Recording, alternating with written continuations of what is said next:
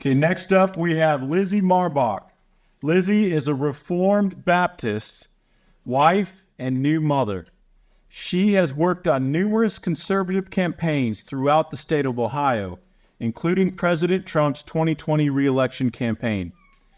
Most recently, she served as the Director of Communications for Ohio Right to Life before being let go due to her abolitionist beliefs. Since then, she has been featured by the New York Times, Blaze TV, Newsmax, and the Daily Wire. Additionally, she's had the privilege to be interviewed by Tom Askell and Pastor Jeff Durbin from Apologia Church and Cross Politic.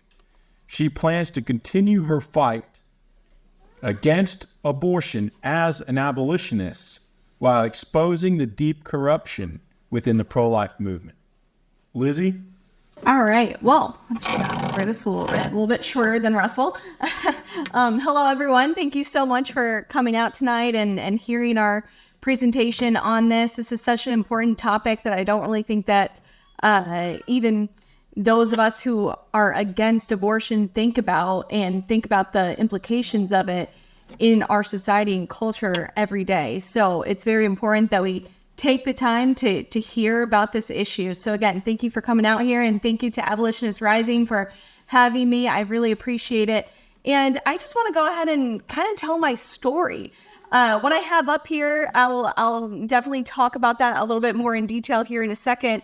But I worked for Ohio Right to Life, and I was a part of the pro-life establishment. Before starting with Ohio Right to Life, I worked for the Ohio Republican Party. I was the grassroots faith coalition leader here in Central Ohio throughout the 2022 midterms. And during that time, I met the executive director for Ohio Right to Life. And going into meeting him, I knew the background of abolitionism versus pro-lifers, but I still kind of was in the middle. I didn't quite believe everything that, people like Russell were saying. I still thought that there was some kind of redemption that was within the pro-life movement that could be brought about, and that there was still people at the top of the pro-life movement that did want to abolish abortion.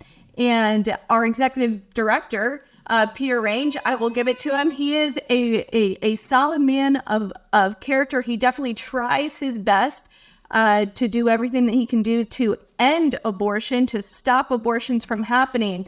But when, the rubber truly met the road, he stood in aligned with everything that Russell just laid out. And he was unable to go the full length of abolishing abortion and what that takes.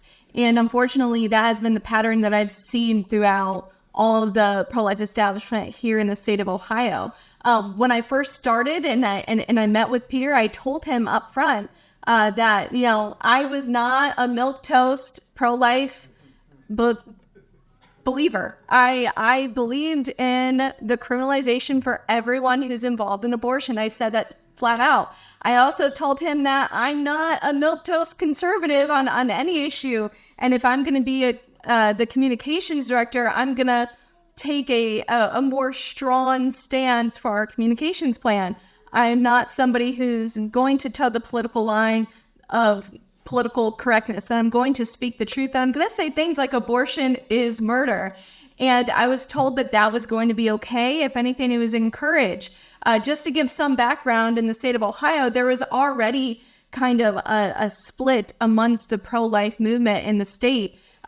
When the heartbeat bill was getting passed, Ohio Right to Life actually opposed the heartbeat bill. We fought against it, they fought against it for nearly a decade. If you look into it, you just had to Google it. Our President Mike Anadakis, he opposed it publicly for nearly a decade, saying that this isn't the right time. If we pass it now, that it would harm the pro-life movement more than it would actually help it. That not now, not now. And that is really the mantra of the pro-life movement, is not now. And so I started my work with Ohio Right to Life. And it was right before Roe versus Wade got overturned. It was in March of 2022 when things were kind of on the up and up. They were allowing me to say the things that I thought that needed to be said. They were allowing me to actually put out tweets that say abortion is murder. They were okay with it, with me really pushing that line that they weren't typically used to, because they hired me in hopes of kind of reconciling that split within the pro-life movement, because we had a split with the grassroots where they saw us as the establishment, but all of the other pro-life Ohio groups were really the grassroots because they were for the heartbeat bill. And so they were trying to reconcile that split by bringing on someone that was a little bit more gung-ho in her pro-life beliefs. And so I was putting that out. The Dobbs decision came out, Roe was overturned, things were great. And then we got word that the abortion lobby was going to be bringing forth their ballot initiative in 2023. And at that moment, everything changed, everything shifted, and politics definitely got in the way. And so as soon as they heard that the abortion lobby was going to be bringing forth this ballot initiative, they decided a couple of things. The first thing is that they decided that they are no longer essentially going to lobby for any pro-life legislation. Even the establishment approved pro-life legislation. They're not going to lobby or push for any bills that will give any kind of protection or even pretend to give protection to preborn lives. That they're just going to focus on expanding funding for pregnancy centers, and that they'll focus on getting some great adoption laws passed, but they are not going to try to protect preborn lives. That is no longer their mission until after this ballot initiative is passed. And when I heard that, I was obviously taken aback. I was very upset.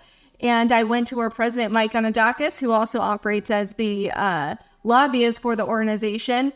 And I told them, I'm like, this doesn't even make any sense. Why are we doing this? And they said that we're doing this because if we push for any laws that would protect the preborn, that the pro-abortionists are just going to use that to win in November. That they're just going to say that we're crazy misogynists and that we're extreme, and any laws that we pass will actually help abortion be enshrined in the state of Ohio.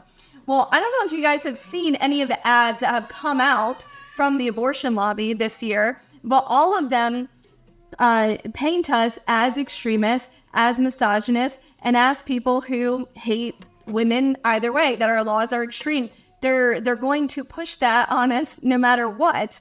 We cannot pretend as though we don't want to end abortion in hopes that the other side doesn't realize that we want to end abortion. Everyone knows that pro-lifers are against abortion. There's no hiding that. So I expressed that to our president, and he let me know that the entire Ohio pro-life lobby is with him on this, and that they are going to move. And so that was the first rift in this. And beyond that, they also decided that they're not going to even talk about abortion throughout the campaign. That we're going to say things like abortion hurts women if we are going to talk about abortion, but we're never going to actually talk about the harms of it. In the actual campaign against the ballot initiative that would enshrine abortion in the state of Ohio, we're going to refocus to talk about parental rights, like Russell pointed out. We're going to refocus to talk about regulation that protects women when they're murdering their children. That's going to be what we're talking about. We're not going to actually mention that we think that abortion is bad. We're just simply going to refocus the conversation so that the A word never even gets brought up. And when I say the A word, I mean abortion, not abolition, like Russell. They didn't even want to talk about that as a pro-life organization, which brings us to the coalition that they formed, which they named Protect Women Ohio. they didn't want their campaign to be defined as an anti-abortion coalition. They wanted it to be defined as this group that cares about women, and that they're really just trying to toe the line and protect women. They don't even care about babies and that pro-life stuff. That's not even what they're concerned about. And so throughout the entire time with the campaign, I was going back and forth. Anytime that they would post things like parents should have the right to consent to their kids getting an abortion, I would fight back. I would say, hey, can we say that parents should have the right to stop their kids from getting an abortion? Just one little line that, adds some point of clarification that doesn't teach the culture that parents should have a right to consent to their grandchildren being killed. Little nuances like that I would fight back against and say, well, should we even really talk about protecting women as they're getting abortion? Should we talk about regulating abortion as though that's a good thing? Let's be careful with our wording here. And every single time they didn't just disagree with me, but they got angry with me, up until one tweet that I put out there. I tweeted out against somebody who is on the other side, and she is working to pass the abortion initiative. And she was saying that the abortion initiative isn't bad, that it wouldn't do all these things that pro-lifers were claiming. And I responded back, and they called her a murderous liar. And my boss did not like that very much. That was essentially the catalyst that caused me to be let go. We had a very in-depth conversation after that, and he says that the calling them a murderous liar goes against everything that they're trying to do, that it actually is name calling, that it's hateful. And my claim was that it's not name calling or hateful to call someone that's advocating for murder and lying about it a murderous liar. That if anything, that's just, that's what we're supposed to do, that we're supposed to call out evil. And it just came to a head that we were fundamentally opposed on that belief, that in tactics and in morals, is that, do we fight against the abortion issue with plain words? Do we fight it against abortion just clearly? Or do we try to play the political pragmatic game? Do we try to use euphemisms, the same euphemisms that the pro-choicers use? That they will define the conversation and say, no, you can't use the term baby, you have to use the term fetus. No, you can't use the term murder, you have to use the term healthcare. And pro-lifers will say, okay, you're right, we shouldn't use those terms, and yet they expect to win. And so it just came to a head where we ended up splitting ways. There was much more to the story. If you're interested in that, definitely check out what happened with that and Congressman Max Miller, but that's a story for another day. But basically, my point of being here, and I apologize if I'm a little bit confusing, I just had a newborn baby a month ago, so I have a little bit of mom brain. I'm running on a couple hours of sleep, so I thank you for hanging in there with me. But what I have up here is just proof. I just want to show you guys that what we're saying is real. It's not us just being bitter. I'm not just, an angry ex-employee that wants to get back at my old employer. I truly wish the best for Ohio Right to Life. I wish the best for Mike Gonadakis and Peter Range, and I pray that they would come to know first of all, the saving knowledge of Jesus Christ, but also that they would come to fully believe in the truth of abolitionism, that they would see the error of their ways in fighting against abortion. But it is true that the pro-life lobby in the country, but also in the state of Ohio, is absolutely against criminalizing women. And they're absolutely against bills of abolition that would give justice to the preborn. And as we see here, this was a screenshot from our Protect Women Ohio communications chat that we had. And in the chat, one of the guys was bringing up the fact that they wanted to avoid talking about abortion in the campaign. And I kindly let them know that that's going to be a little bit impossible because the abolitionists are actually bringing forth a bill of equal protection here soon. And the topic of abortion is going to be brought up no matter what. We're not going to be able to avoid it. And Stephen Billy, you can see here, he responded back to me. And he is from SBA, Susan B. Anthony List. And he let us know that regarding the bill of abolition that would end all abortion and establish equal protection for the preborn, he said that we will need to discuss this and get the board on a call. But we should just ignore it at every turn or have to come out strongly opposed to the bill is what he's talking about. Those groups want to criminalize women, and that will derail everything. Keep this handy. And that link, you can see it says nrlc.org. And at the end, it says coalition letter to states. That's that letter that Russell showed, where it says that these pro-life organizations stand completely against bills of abolition. That is the letter that he linked to for everyone in Protect Women Ohio, that they could pull up anytime that the bill of abolition, the bill of equal protection would be brought up by the media or anything like that. They're actively pushing that letter. And Protect Women Ohio is fully on board with that.